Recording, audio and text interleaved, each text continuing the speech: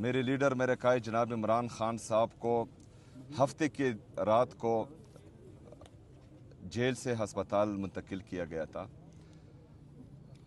سب سے پہلا سوال تو یہ ہے کہ ہمارے لیڈر جناب عمران خان صاحب کی صحت کی حالت اس حد تک پہنچی کیوں کہ ان کو ہسپتال لے کے جانا پڑا۔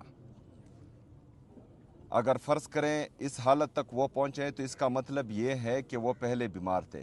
اس بیماری کو پہلے چھپایا کیوں گیا؟ ان کے خاندان، ان کی فیملی سے ان کی ملاقات کیوں نہیں کروائی گئی؟